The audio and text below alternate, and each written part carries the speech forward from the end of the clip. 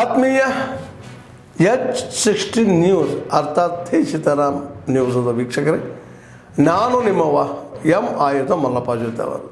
ತಾವು ಈಗ ಸುದ್ದಿಗಳ ಲೋಕಕ್ಕೆ ಎಂಟ್ರಿ ಹೊಡಿತಾ ಇದ್ದೀರಿ.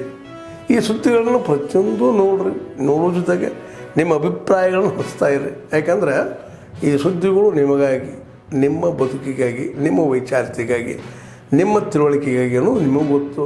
ಜೊತೆಗೆ ನಮಗೂ ನಿಮ್ಮೊಂದಿಗೆ ಇದೊಂದು ಮಾತಾಡುವಂಥ ಜೊತೆಗೆ ಸುದ್ದಿಗಳನ್ನು ಬಿಡುವಂಥ ಕೆಲಸ.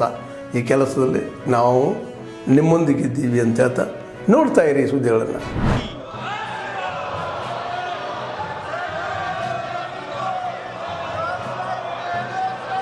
प्रश्नकाल क्वेश्चन नंबर 321 321 श्री बजरंग मनोहर सोनवने. क्वेश्चन नंबर माननीय सदस्य, out of those 5 crore houses, 4.12 crore houses have already been allocated to respective states. Out of those approximately 3.8 crore houses have already been given to the states. Out of those 2.9 crore houses have been constructed, sir. The government of India, if you look at it over the last 10 years, sir, over the last 10 years, the central share released was 2.71 lakh crore, sir, compared to 2013 and 14, the 10 years of an UPA government, only 66,000 crores was given, sir. So we are working on giving these houses on a saturation mode by converging every possible government scheme, sir.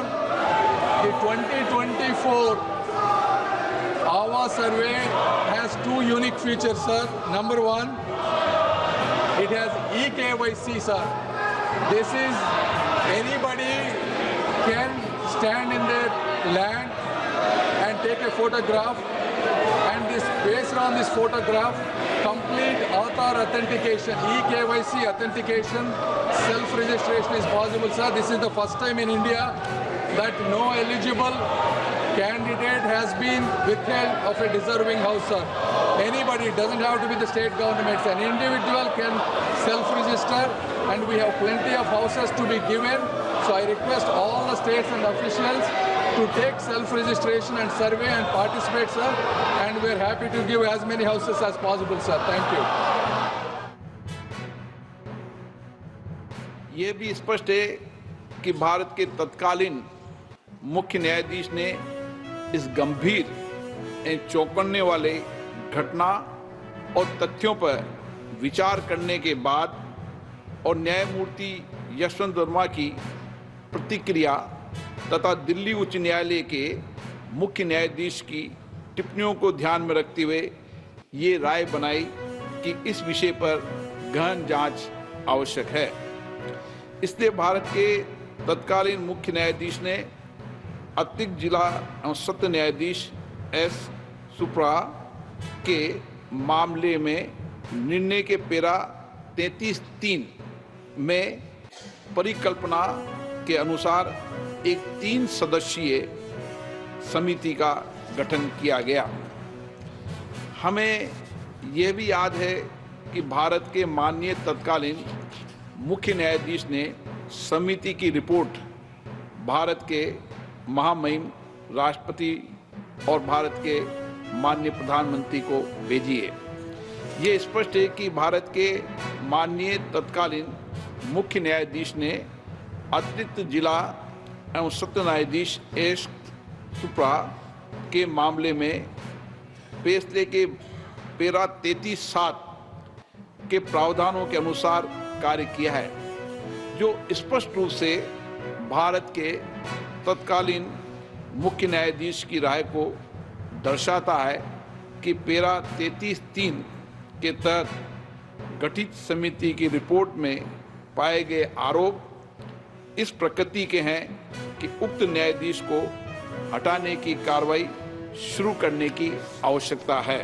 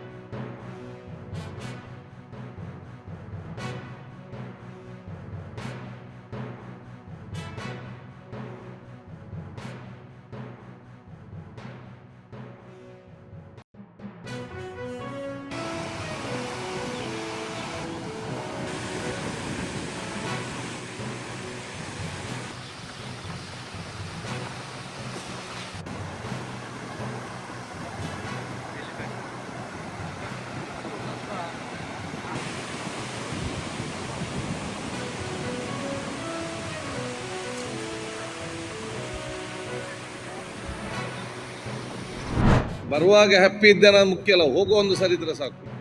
ನೀವು ವಿರೋಧ ಪಕ್ಷದವ್ರ ಪೇಪರ್ಗಳೆಲ್ಲ ನೋಡ್ಕೊಂಡು ಮಾತಾಡ್ತೀರಾ, ನಾವು ದಾಖಲೆ ನೋಡಿ ಮಾತಾಡ್ತೀರಿ, ನೀವು paper ನೋಡಿ ಮಾತಾಡ್ತೀರಾ ಅಂತಂದ್ರು. ಅಲ್ಲ ಒಂದೇ ಇಲ್ಲ ನೋಡಿ, ಸದನದ ನಮ್ದು ಕರ್ತವ್ಯ ಆದ ತಕ್ಷಣನೇ ಒಬ್ಬ ಮಂತ್ರಿ ಅವ್ರನ್ನ ವಜಾ ಆದ ತಕ್ಷಣನೇ ಈ ಸದನ ನಡೀತಾ ಇದೆ. ಈಗ ಸದನ ನಡೀತಾ ಇದೆ. ಸದನ ನಡಿಬೇಕಾದ್ರೆ ಸರ್ಕಾರದ ಕರ್ತವ್ಯ, ಮುಖ್ಯಮಂತ್ರಿಗಳ ಕರ್ತವ್ಯ, ಅದನ್ನ ಇಮಿಡಿಯೇಟ್ ಆಗಿ, ಯಾಕಂದ್ರೆ ಸದನ ನಡೀಲಿಲ್ಲ ಅಂದ್ರೆ ನಾವು ಕೇಳ್ತಾ ಇಲ್ಲ. ಸದನ ನಡೀತಾ ಇದೆ, ನಡೆಯುವಾಗ ಹೇಳ್ಬೇಕು. ಹೇಳೇ ಇಲ್ಲಲ್ಲ, ಅಲ್ಲ ಬಂದಾಗಲ್ಲ ಹೇಳ, ಹಂಗಾಗಲ್ಲ ಸರ್. ಹಂಗ ನೋಡಿ, ಮುಖ್ಯಮಂತ್ರಿ ಬಂದಾಗ ಅಧಿವೇಶನ ನಡ್ಸಕ್ಕಾಗುತ್ತಾ?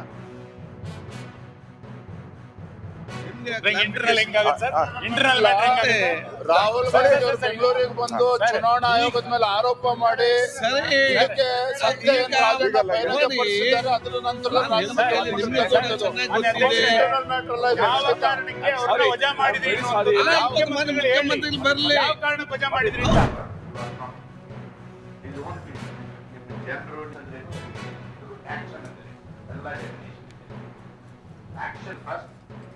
should be focused. September के बाद एक बार एक्सटेंशन मिला ನಾನು ಪ್ರಕಾರ ಅವೆಲ್ಲ ಟ್ರೈನಿಂಗ್ ಪ್ರೋಗ್ರಾಮು ಕೂಡ ನಾವು ಅರೇಂಜ್ ಮಾಡಿದ್ವಿ. ನಮ್ಮ ಅಧಿಕಾರಿಗಳಿಗೆ 2 ದಿನದ ಟ್ರೈನಿಂಗ್ ಪ್ರೋಗ್ರಾಮು ಮಾಡಿದ್ವಿ. ಎಕ್ಸ್ಟೆನ್ಸಿವ್ ಇನ್ಸ್ಪೆಕ್ಷನ್ಸು ಮಾಡಿದ್ವಿ. ಹಲವಾರು ಕೇಸ್ಗಳನ್ನು ರಿಜಿಸ್ಟರ್ ಮಾಡಿದ್ವಿ. ಹಲವಾರು ಲೋಪಗಳನ್ನು ಆಫೀಸ್ ನಮ್ಮ public servants performance of the public ಸರ್ವೆಂಟ್ಸಲ್ಲಿ ಕಂಡುಹಿಡ್ಕೊಂಡಿದ್ವಿ.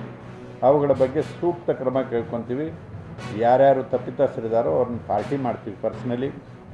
ಅಲ್ಲಿ ಆಗುವ ಸಮಸ್ಯೆಗಳಿಗೆ ಪರಿಹಾರ ಕಂಡುಹಿಡ್ತೀವಿ ಮತ್ತು ಅದಕ್ಕೆ ಸಮಸ್ಯೆಗೆ ಕಾರಣರಾದವರ ಮೇಲೆ ಆ್ಯಕ್ಷನ್ ತಗೊಳ್ತೀವಿ.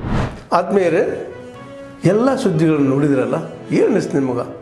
ಇದರಲ್ಲೇ ನಿಮ್ಗೆ ಲೈಕ್ ಆಗಿರ್ಬೋದು, ಡಿಸ್ಲೈಕು ಆಗಿರ್ಬೋದು, ಕಾಮೆಂಟ್ ಬೇಡಪ್ಪ ಅಂತೂ ಅನಿಸಿರ್ಬೋದು, ಕಾಮೆಂಟ್ ಮಾಡಬೇಕಪ್ಪ ಅನಿಸಿರ್ಬೋದು, ಶೇರ್ ಮಾಡಬಾರ್ದಪ್ಪ ಅನಿಸಿರ್ಬೋದು, ಅದು ಮಾಡಬೇಕು ಅನಿಸಿರ್ಬೋದು. ಏನಾದರೂ ಆಗಲಿ ಶೇರ್ ಮಾಡ್ತಾಯಿರಿ, ಈ ನ್ಯೂಸ್ಗಳನ್ನ ಹಂಚ್ತಾ ಇರಿ, ಜೊತೆಗೆ ಇದಕ್ಕೆ ಸಬ್ಸ್ಕ್ರೈಬ್ ಆಗ್ತಾಯಿರಿ ಅಂತ ಹೇಳ್ತಾ H16 ನ್ಯೂಸ್ ಅರ್ಥಾತ್ ಹೇ ಸೀತಾರಾಮ್, ಇದು ಸತ್ಯದ ಕೈಗೆ ನಡಿ. ವಂದನೆಗಳು.